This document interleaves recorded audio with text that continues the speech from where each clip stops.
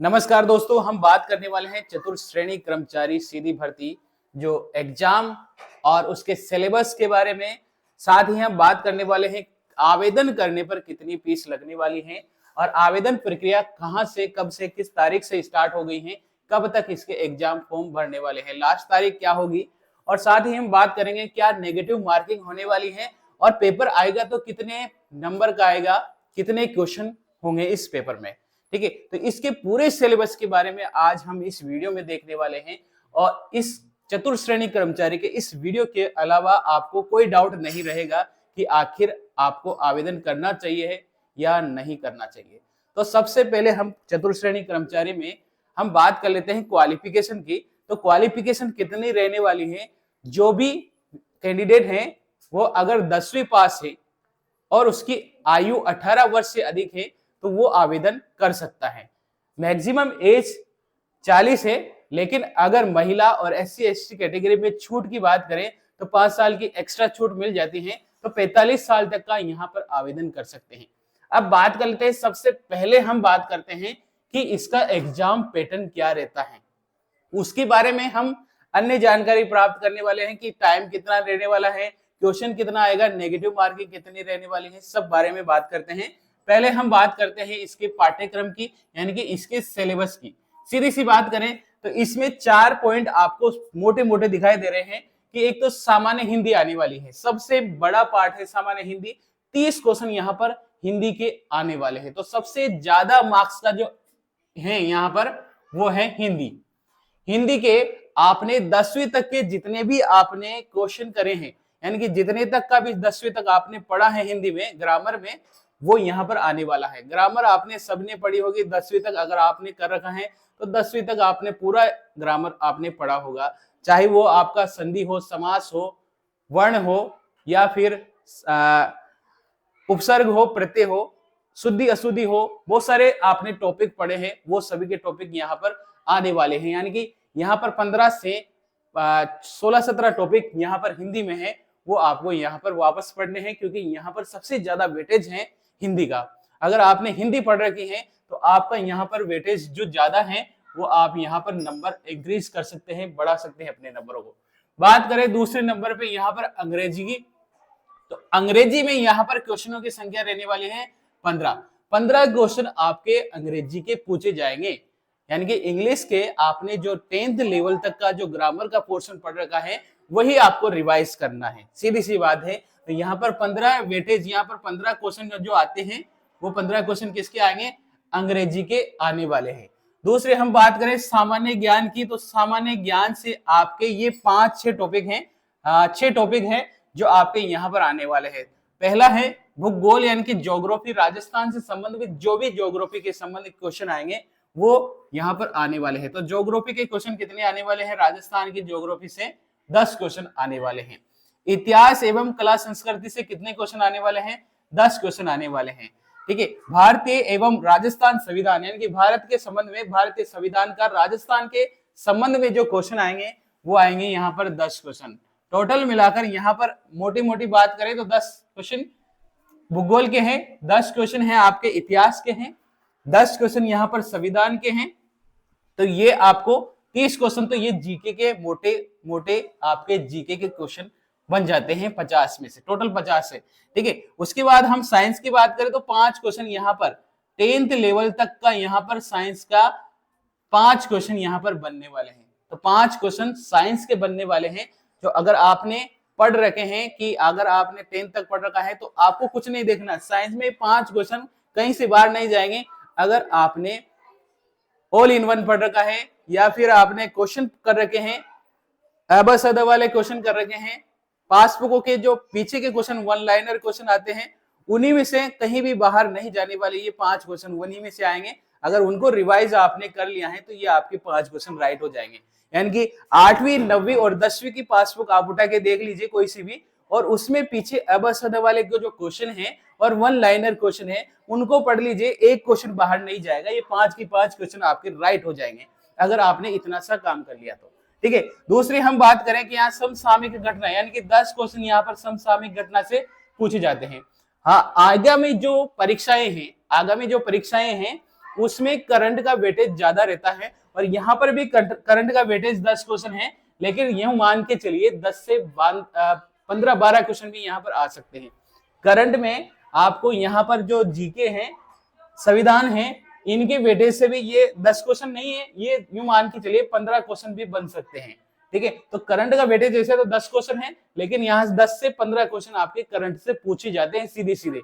तो ये आपको याद रखना है, करंट का वेटेज कितना यहाँ पर 10 क्वेश्चन है। बेसिक कंप्यूटर यानी कंप्यूटर के जो साइंस है, कंप्यूटर साइंस है, उससे यहाँ पर 5 क्वेश्चन बनेंगे, यानी कि कंप्यूटर के 5 क्वेश्चन बनेंगे, और वो भी सीधे सीधे आपके 5 क्वेश्चन बन जाएंगे। एमएस वर्ड आपने पढ़ रखा है, पावर पॉइंट आपने पढ़ रखा है, एमएस एक्सेल आपने पढ़ रखा है, हार्डवेयर सॉफ्टवेयर आपने पढ़ रखा है। ठीक है, तो ये कंप्यूटर की बेसिक नॉलेज यानी कि बेसिक जो कंप्यूटर की विशेषता है कि इनके जनक कौन है, ये सारी बातें अगर आपने पढ़ ली हैं तो ये 5 क्वेश्चन भी आपके कहीं नहीं जाएंगे। यानी कि टोटल मिलाकर ये 50 क्वेश्चन जो जीके का है, ये 50 क्वेश्चन आपके 10th लेवल के जो सिलेबस है उसमें से आने वाला है। यानी कि 10th लेवल के जो सिलेबस है उसमें से ये 50 क्वेश्चन जीके के बनने वाले हैं। यानी कि हिंदी के 30 क्वेश्चन है, अंग्रेजी के 15 क्वेश्चन है, और जीके के यहाँ पर 50 क्वेश्चन है। ये आपको देख लेने हैं। भूगोल के 10 क्वेश्चन है, इतिहास कला संस्कृति के 10 क्वेश्चन है, भारतीय संविधान के संस्कृति के और राजस्थान संविधान से संबंध में यहाँ 10 क्वेश्चन है, सामान्य विज्ञान के यहाँ पर 5 क्वेश्चन है, समसामयिक घटना के यहाँ पर 10 क्वेश्चन है, और बेसिक कंप्यूटर के यहाँ पर 5 क्वेश्चन है। टोटल मिलाकर 50 क्वेश्चन यहाँ पर जीके के बनने वाले हैं। ठीक है, टोटल मिलाकर जीके के कितने क्वेश्चन आएंगे, यहाँ पर आएंगे 50 क्वेश्चन। बात करें गणित के कितने क्वेश्चन आएंगे, तो गणित यहाँ पर आपको विशेष तौर पर आपको ध्यान रखनी है, क्योंकि यहाँ पर 25 क्वेश्चन यानी कि 25 क्वेश्चन यहाँ पर गणित के बनने वाले हैं, मैथमेटिक्स के बनने वाले हैं। और अगर आपने छठी, सातवीं, आठवीं और 9वीं की किताबें अगर आपने ढंग से पढ़ रखी हैं तो ये आपके क्वेश्चन गलत नहीं होने वाले हैं। तो ये आपको मैथ्स का याद रखना है, मैथमेटिक्स छठी, सातवीं, आठवीं, 9वीं की जो गणित की बुक है और 10वीं की जो गणित की बुक है, ये आप पढ़ लीजिए, एक बार ये देख लीजिए। मोटे तौर पर आपको ये 25 क्वेश्चन आपके सही हो जाएंगे, क्योंकि यहाँ पर आरबीएससी का जो यहाँ पर पहले से ही सिलेबस में आपको दे रखा है कि जो पैटर्न रहेगा एग्जाम, वो आपका पैटर्न रहेगा 10th लेवल का, यानी कि स्टैंडर्ड जो बनेगा वो 10th लेवल आरबीएससी की बुक में से बनेगा, 10th लेवल आरबीएससी की बुक में से ही बनेगा। यानी कि आरबीएससी की बुकों के अकॉर्डिंग ही यहाँ पर सिलेबस रखा जाएगा। आरबीएससी में जो पैटर्न चल रहा है, क्वेश्चन आते हैं, वही यहाँ पर आने वाले हैं। तो यहाँ पर मान के चलिए कि 10th लेवल का जो आरबीएससी का लेवल का जो पैटर्न रहता है उसके अकॉर्डिंग यहाँ पर क्वेश्चन बनेंगे। अगर आपने साइंस की पासबुकें पढ़ ली हैं, ऑब्जेक्टिव टाइप क्वेश्चन कर लिए हैं, वन लाइनर क्वेश्चन पढ़ लिए हैं, एसएसटी, जीके, इतिहास, सामाजिक विज्ञान, इनमें अगर आपने क्वेश्चन पढ़ लिए हैं, ऑब्जेक्टिव टाइप क्वेश्चन पढ़ लिए हैं, वन लाइनर क्वेश्चन पढ़ लिए हैं, तो आपके ये सारे क्वेश्चन भी राइट हो जाएंगे। ठीक है, तो स्टैंडर्ड जो रहेगा वो 10th आरबीएससी का रहेगा। स्टैंडर्ड कौन सा रहेगा, 10th आरबीएससी का ही स्टैंडर्ड रहेगा। टोटल मिलाकर यहाँ पर आपके 120 क्वेश्चन आएंगे। टोटल मिलाकर कितने क्वेश्चन आएंगे, 120 क्वेश्चन आएंगे। क्वेश्चनों की संख्या कितनी रहेगी, 120 रहेगी। मार्क्स कितने होंगे, मार्क्स होंगे यहाँ पर 200 नंबर का पेपर होगा। और टाइम कितना होगा, टाइम होगा आपके 2 घंटे, टाइम होगा 2 घंटे यहाँ पर होगा। ठीक है, सभी क्वेश्चन क्या होंगे, इक्वल मार्क्स के होंगे, यानी कि सभी क्वेश्चन कितने मार्क्स के होंगे, इक्वल मार्क्स के होंगे। यानी कि 200 क्वेश्चन है और 200 नंबर का क्वेश्चन है और 120 क्वेश्चन यहाँ पर है, तो सभी के नंबर बराबर रहेंगे। नेगेटिव मार्किंग की बात करें तो नेगेटिव मार्किंग रहेगी 1/3। मतलब अगर आपने क्वेश्चन किए हैं, जैसे मान लीजिए आपने 4 क्वेश्चन किए हैं, 1, 2, 3 और 4 क्वेश्चन किए हैं, और इसमें से अगर मान लीजिए आपके 3 क्वेश्चन गलत हैं और 1 क्वेश्चन राइट है, तो आपके मार्क्स होंगे 0, आपके मार्क्स होंगे 0, क्योंकि ये मिला जो क्वेश्चन आपने किया है वो राइट क्वेश्चन किया था, लेकिन पिछले 3 क्वेश्चन से आपका वो क्या हो गया, बराबर हो गया है। यानी कि अगर आपने 1 क्वेश्चन राइट और 3 क्वेश्चन गलत किए हैं तो आपके बराबर मार्क्स हो जाएंगे।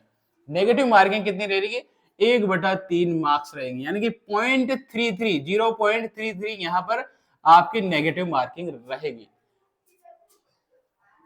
अगर आपने यहाँ पर 6 क्वेश्चन गलत किए हैं तो इसका मान के चलिए 2 क्वेश्चन 2 नंबर और कम हो जाएंगे, 2 नंबर और कम हो जाएंगे। इसका मतलब सीधा सा ये है नेगेटिव मार्किंग हो रहेगी आपकी 0.33, 1/3 क्वेश्चन का मार्क्स यहाँ पर नेगेटिव हो जाएगा।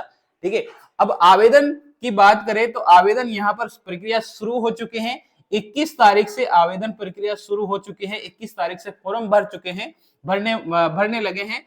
21 मार्च से फॉर्म भरने लगे हैं और 19 अप्रैल तक यहाँ पर फॉर्म भरे जाएंगे। 19 अप्रैल तक यहाँ पर फॉर्म भरे जाएंगे। 21/3/2025 से आवेदन स्टार्ट हो चुका है। 19/4/2025 तक आवेदन कर सकते हैं, यानी कि 19 अप्रैल तक आप आवेदन कर सकते हैं। आयु सीमा आप यहाँ पर देख लीजिए, 18 वर्ष से ज्यादा और 40 वर्ष तक की यहाँ पर सीमा, आयु सीमा रखी गई है। जो SC ST कैटेगरी के हैं, महिला कैटेगरी के हैं, ठीक है, वो यहाँ पर विशेष छूट रखते हैं, यानी कि उनके 5 साल की यहाँ पर छूट भी मिलती है, तो वो यहाँ पर अवेलेबल रहेगी आपको आवेदन करने के लिए। ठीक है, एग्जाम यहाँ पर कब होने वाला है, तो एग्जाम आपका यहाँ पर होने वाला है 18 से 21 सितंबर 2025 को, यानी कि सितंबर में पेपर होगा। 18 से 21 सितंबर के बीच में यहाँ पर पेपर होगा। ठीक है, वैकेंसी, ये वैकेंसी है नॉन सीईटी वैकेंसी है। यहाँ पर सीईटी की आवश्यकता बिल्कुल भी नहीं है। जो बहुत सारे विद्यार्थियों के माइंड में चल रहा होगा कि सीईटी है नहीं है, इसमें सीईटी का फॉर्म तो हमने नहीं भरा था, तो उसकी कोई जरूरत नहीं है। यहाँ पर नॉन सीईटी वैकेंसी है, नॉन सीईटी वैकेंसी है। टोटल पदों की संख्या की बात करें तो यहाँ पर 53,749 पद हैं। 53,749 पद है, मतलब आधा लाख फॉर्म यहाँ पर, आधा लाख वैकेंसी यहाँ पर है। ठीक है, इतनी पद है 53,749। इसमें नॉन टीएसपी की बात करें तो नॉन टीएसपी एरिया में ये वैकेंसी है 48,199 और टीएसपी एरिया की बात करें तो 5,550 यहाँ पर वैकेंसी है। फीस की बात करें, एग्जाम आवेदन फीस की बात करें तो जनरल और ओबीसी में यहाँ पर 600 रुपए लगेगी, SC ST कैटेगरी में यहाँ पर 400 रुपए लगेगी। लेकिन अगर आपने पहले ही OTR वन टाइम रजिस्ट्रेशन करा रखा है, एसओसो आईडी में वन टाइम रजिस्ट्रेशन होता है, अगर वो आपका पहले आपने किसी वैकेंसी का फॉर्म भरा हो, उस टाइम अगर आपने OTR कर रखा है तो यहाँ पर ये फीस आपकी नहीं लगने वाली है। ठीक है, तो यहाँ पर आपको नील फीस देनी होगी, कुछ भी फीस नहीं देनी होगी। लेकिन अगर आपने OTR नहीं कर रखा है तो आपको ये फीस आपको देनी होगी और ये OTR करने के बाद ही आपका एग्जाम फॉर्म स्टार्ट होगा, एग्जाम फॉर्म भर सकते हैं। ठीक है, तो मतलब इसके पहले आपको एक वन टाइम रजिस्ट्रेशन करवाना होता है, जो एसओसो आईडी के थ्रू भरा जाता है फॉर्म। एसओसो आईडी में आपका वन टाइम रजिस्ट्रेशन हो रहा है पहले से ही, तो आपके ये फीस नहीं लगने वाली है। ठीक है, तो ये याद रखना है। करेक्शन, अगर आपने कोई गलती रख दी है फॉर्म में और आप चाहते हैं कि उसे करेक्शन कराना जरूरी है, क्योंकि अगर मैं करेक्शन नहीं कराऊंगा, बहुत सारे विद्यार्थियों के माइंड में चलता है कि मैं करेक्शन नहीं कराऊंगा तो मेरा फॉर्म रिजेक्ट कर दिया जाएगा, या फिर कोई त्रुटि रह गई आपके फॉर्म में तो उसकी एक्स्ट्रा चार्जेस 300 रुपए देकर आप उसमें करेक्शन करा सकते हैं, उसको सही करवा सकते हैं। तो आज हमने यहाँ पर बात करी चतुर्थ श्रेणी कर्मचारी सीधी भर्ती परीक्षा 2025 के बारे में। इनका सिलेबस और एग्जाम से लेकर, आवेदन से लेकर एग्जाम तक भी अगर कोई आपको डाउट है तो आप कमेंट सेक्शन पर कमेंट कर सकते हैं और उसका जवाब आपको कमेंट सेक्शन पर मिल जाएगा। तो वीडियो आपको दोस्तों अच्छा लगा हो तो लाइक और शेयर कर देना है, और चैनल अभी तक सब्सक्राइब नहीं कर रखा है तो सब्सक्राइब कर लीजिए, बेल आइकन प्रेस कर लीजिए ताकि आने वाले वीडियो की नोटिफिकेशन आपको मिल जाए। थैंक यू, धन्यवाद, जय हिंद, जय भारत।